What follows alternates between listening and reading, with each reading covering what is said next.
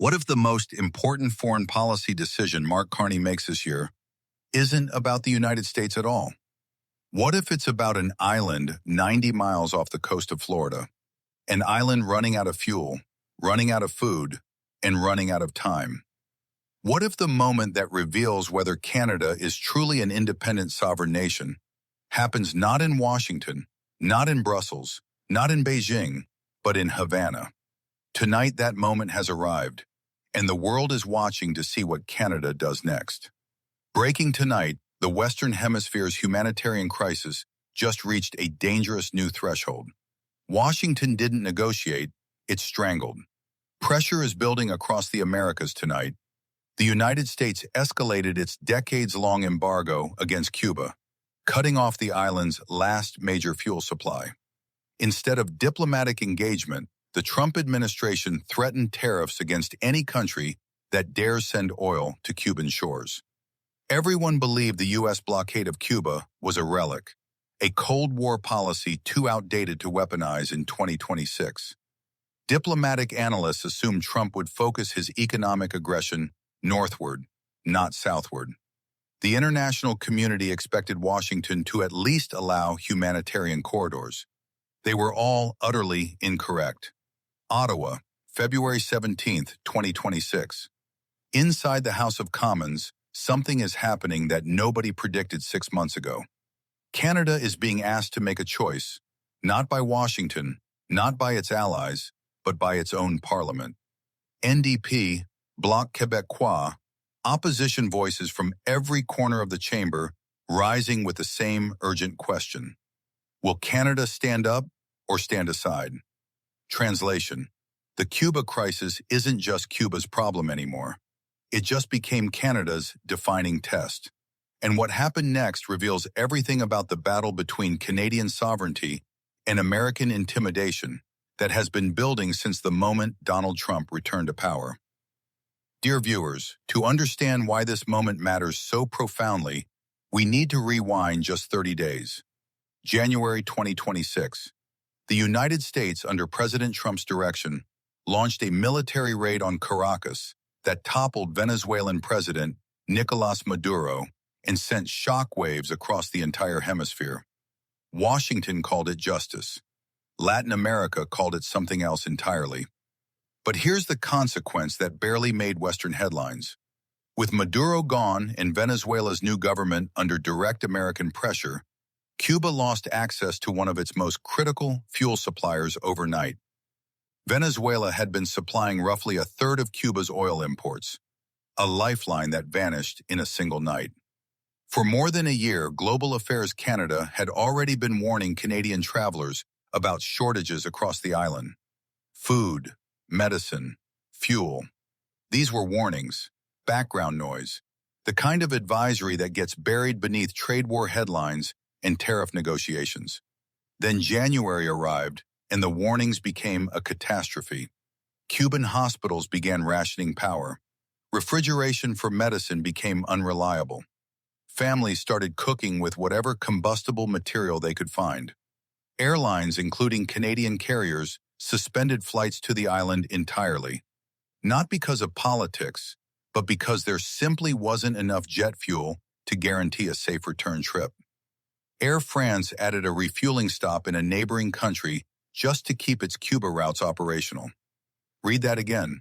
A major European airline had to restructure its flight path around an American blockade in 2026. Then Trump escalated further. He threatened tariffs against any country that sells or provides oil to Cuba. Any country. The message was unmistakable. Feed Cuba's energy needs, and Washington will make you pay. Cuba began rationing energy within days. Now here's where the story becomes distinctly Canadian. Mexico moved first. Mexican Navy ships loaded with food staples and personal hygiene items sailed for Havana. President Claudia Sheinbaum didn't ask Washington's permission. She didn't issue a diplomatic statement hedging her language. She sent ships. In Ottawa, Parliament erupted. NDP interim leader Don Davies stood in the House of Commons last week and delivered a statement that cut straight to the heart of it. He urged the Carney government to support Cuba in the face of aggressive U.S. imperialism. His argument wasn't sentimental, it was strategic. Just weeks earlier, Prime Minister Carney had stood at the World Economic Forum in Davos and urged the world's middle powers to resist intimidation by superpowers. Davies asked the obvious question, if not now, when? Bloc Québécois leader Yves-François Blanchet raised the issue directly with Carney in a private meeting. He put it plainly in his public statement, Cubans do not deserve their current suffering. He asked Carney to follow Mexico's example and come to the aid of the Cuban people. Cuba's own ambassador to Ottawa, Rodrigo Malmirc, a Diaz, addressed a public event last week and chose his words with surgical precision. He didn't beg, he described. The United States government's policy of economic warfare against Cuba has reached its most ruthless expression in recent days, he said. This is how they intend to make Cuba surrender, suffocating our economy and our population. He called it what it is, a violation of international law. And what is the Carney government doing? Foreign Affairs Minister Anita Anand stood in the House and delivered a statement that was measured, deliberate, and, if you understand how Carney operates, entirely intentional. Canada is deeply concerned by the deteriorating conditions in Cuba.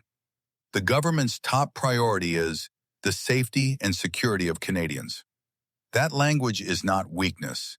That is a government building its position before it moves. Dear viewers, this is something the opposition doesn't fully understand about Mark Carney.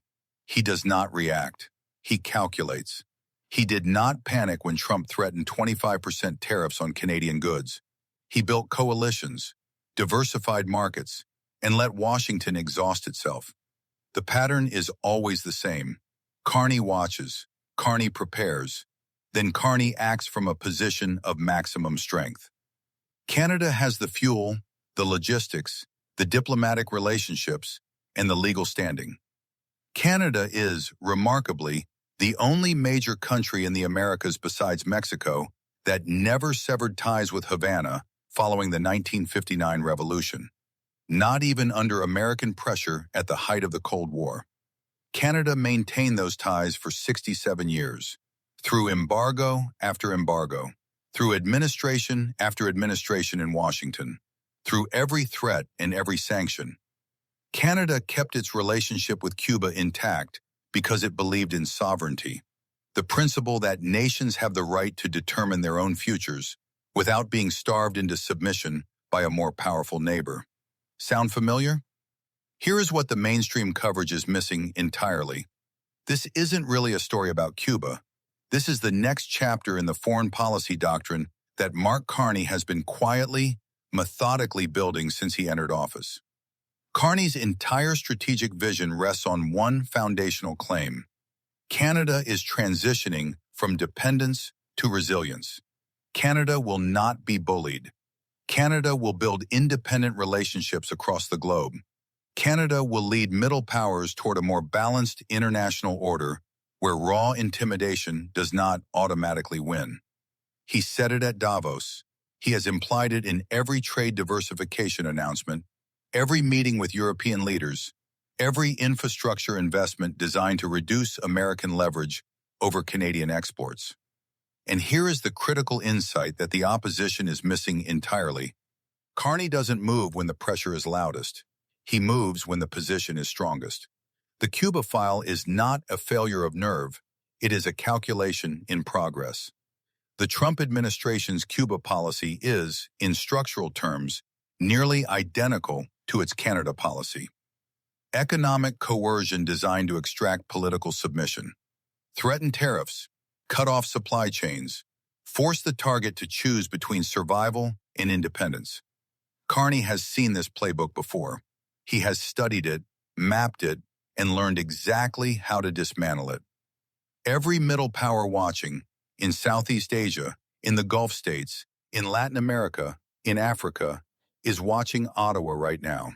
And what they will see is a leader who does not flinch, does not react impulsively, and does not hand Washington the narrative advantage of a chaotic Canadian response. Secretary of State Marco Rubio has openly called for regime change in Cuba. The Trump administration has warned Havana of possible military action following the Venezuela operation. This is not ambiguous. Washington is not hiding its intentions. And Carney, who has navigated every one of Trump's pressure campaigns with disciplined, strategic patience, understands something fundamental. When you respond to a bully, you respond from a position of power, not panic. Mexico has already answered that question for itself. Ships are moving. And Canada? Canada is doing what Carney always does before a major move. It is reading the room, building the legal framework, coordinating with allies, positioning itself so that when Ottawa acts, it acts with maximum impact and minimum exposure. This is not hesitation. This is architecture. Carney has been preparing Canada for precisely this kind of moment since his first day in office. The trade corridors to Asia, the deepened ties with the EU, the infrastructure investments that reduce American leverage over Canadian exports. Every single move has been building toward a Canada that can afford to say no to Washington and yes to the rest of the world. Cuba is not an exception to that strategy. Cuba is the next chapter of it. Dear viewers, Canada built something rare and valuable over 6 decades. A relationship with Havana that survived every American pressure campaign. A reputation across Latin America as a country that means what it says about sovereignty. A standing in the developing world as a nation that plays by principles, not by proximity to power. Mark Carney inherited that legacy, and everything we know about this prime minister suggests he understands exactly what it's worth. He spoke about resilience at Davos. He has demonstrated it in every trade negotiation, every tariff response, every quiet coalition built with countries that share Canada's vision of a multipolar world. Cuba is 90 miles from Florida. It is also right now the exact distance between American intimidation and Canadian resolve. The ships can sail. And if history is any guide, if Carney's entire record in office means anything at all, the order is coming. Canada doesn't just watch history, Canada shapes it. This is Canada next. We don't just watch history, we understand it.